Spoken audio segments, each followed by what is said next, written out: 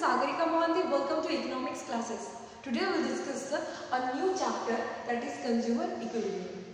Let's start our class. Before going to understand the consumer equilibrium, first we more focus on the concept of utility. So what is utility? Utility is a want satisfying power. Wants satisfying power of a commodity.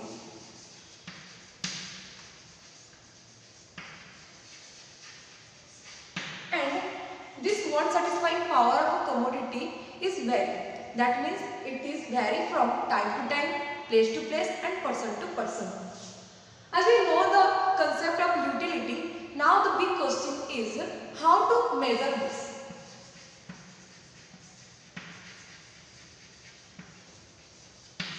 How we measure the utility? So, according to the economics, utility can be measured in two ways.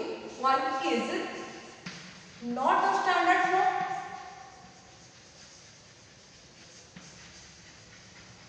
and another is in a standard form.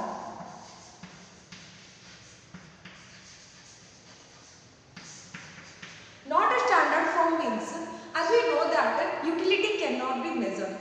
But according to the economists or some of the economists say that it has some imaginary measure. That means the utility can be measured, and the utility can be measured in util. So util is a imaginary or psychological unit which measures the utility of the consumer. And utility of the consumer, that is want satisfying power of the consumer. For example is, if you want to eat chocolate, so the chocolate, whatever the satisfaction came after eating the chocolate, suppose the chocolate give 10 util. That means after eating chocolate you get satisfaction, that is 10 util. And after eating ice cream you get 20 util. And this is vary to person and time to time and place to place. Here we can say that the utility, that is utility derived from eating chocolate and eating ice cream, is 10 and 20 util respectively. That means here we measure the utility in terms of util. Now we understand how to measure utility in a standard form. So here some of the economists like Marshall and any other economists say that your utility can be measured in terms of money. Or we can say that the utility can be measured in terms of monetary unit. So here we can say that as suppose 1 util is 1 rupees. Okay. So now tell me, if we consume 1 chocolate and it gets 10 util. So here in case as utility measured in terms of money, so here 1 choco, by eating of 1 choco we get 1 util equals to 1 rupees. That means here we eating 1 chocolate and get 10 util. That means here 10 util converted into rupees, and that will be 10 rupees. Like that, 1 ice cream we get 20 util. So 20 util converted into rupees, as 1 util equals to 1 rupees. So 20 util equals to 20 rupees. Here we can say that we measure the utility in a monetary term, that is 10 rupees and 20 rupees. So this is the concept of utility, and we measure the utility in util. Our next concept is total utility and marginal utility. The total utility can be symbolized by TU and marginal utility can be symbolized by MU. The total utility refers to the total satisfaction obtained from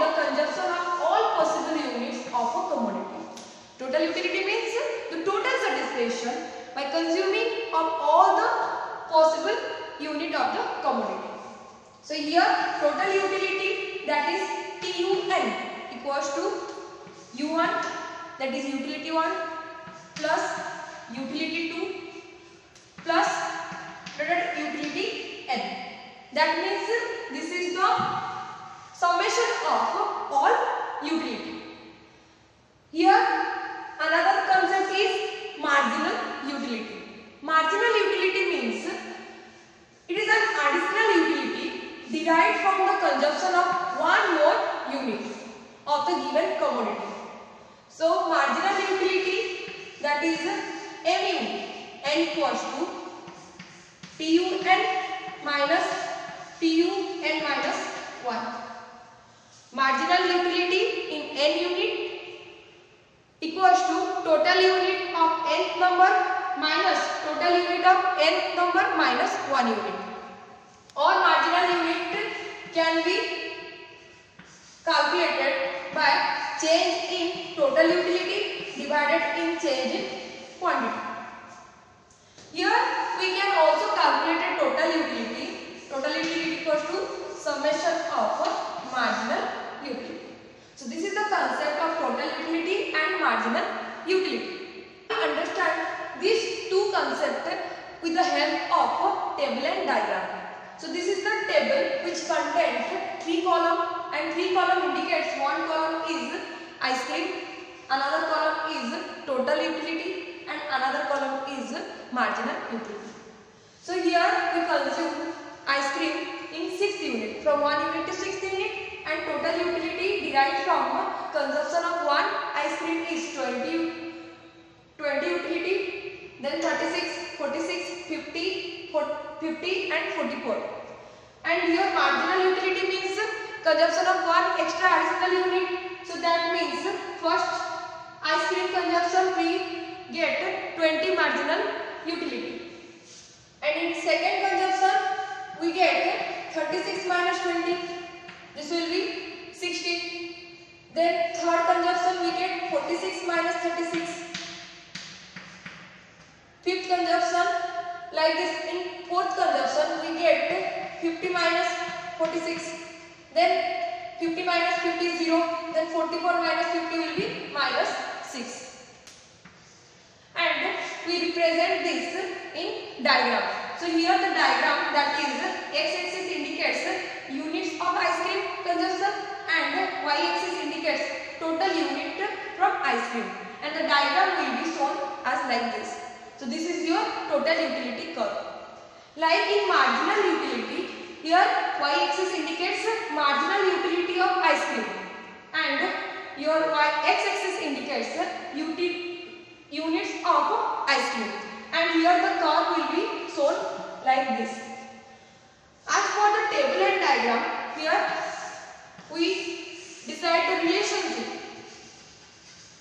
The relationship of total utility and marginal utility. According to the table and diagram, here it is showing that your total utility is increasing from 20, 36, 46, 50, 50, 44. Your total utility increases till marginal utility is positive.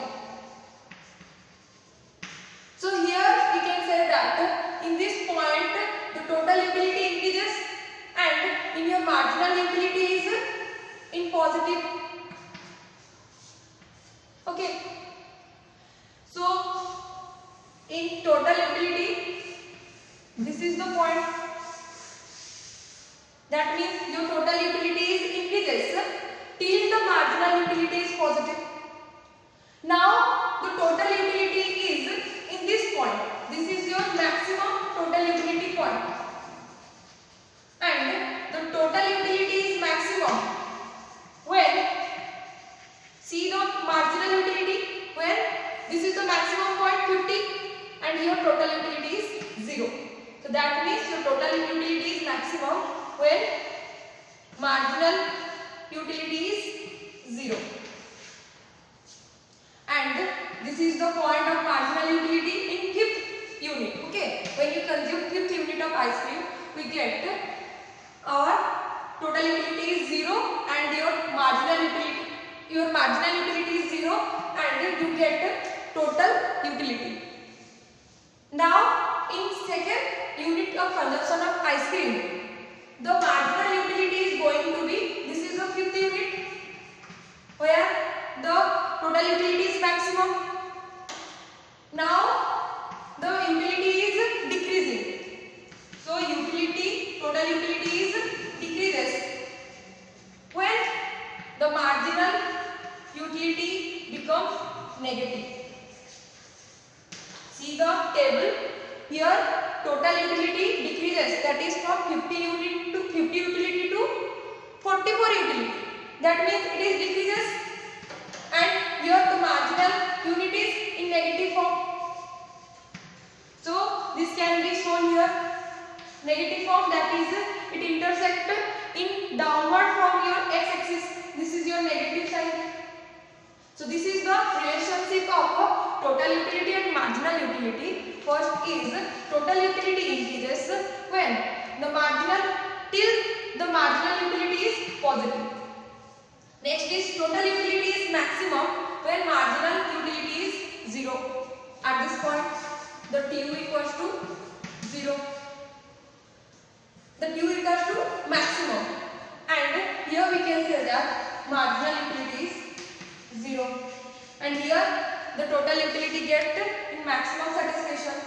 Now the total utility is decreases, that means marginal utility is negative. So this is the relationship between total utility and marginal utility. Next concept is law of diminishing marginal utility. This concept was given by H.H. Gaussen. He was a German economist, and this law has universal applicability and applies to all goods and services. Now according to this law, the law of diminishing marginal utility states that as we consume more and more unit of commodity, the utility derived from each successive unit goes on decreasing. Here is the example that we consume more and more ice cream, and here we take that the marginal utility goes on decreasing. Here we consume more and more commodity, and the marginal utility deriving from each successive unit goes on decreasing. So this is the law, and this was given by H.S. Gaussen. According to this law, this is the first law of consumption. So this can be explained through the table and diagram. This is the table. One column indicates the units of ice cream. Second column is the total utility, and we will find the marginal utility.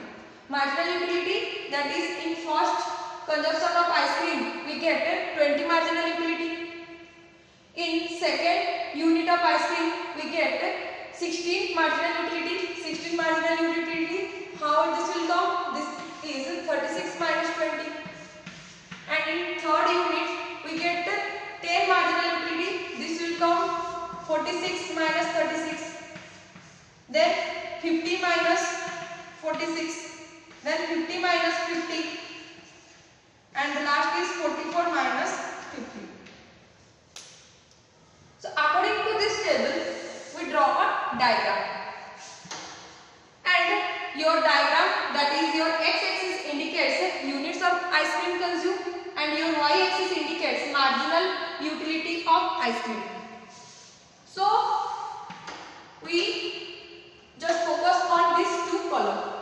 First, here when we consume 1 unit of ice cream, we get 20 marginal utility. Here is 1 unit of ice cream and we get 20 marginal utility. Then when in second unit we get 16 marginal utility. In third unit we get 10 marginal utility. So 10 will be here. In fourth unit we get 4.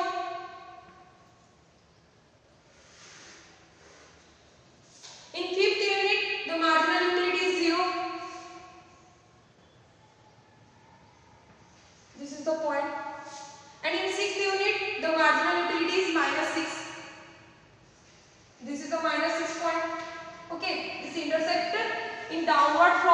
x-axis. Now we just draw a diagram.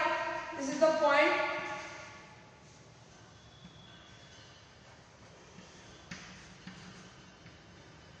The diagram will be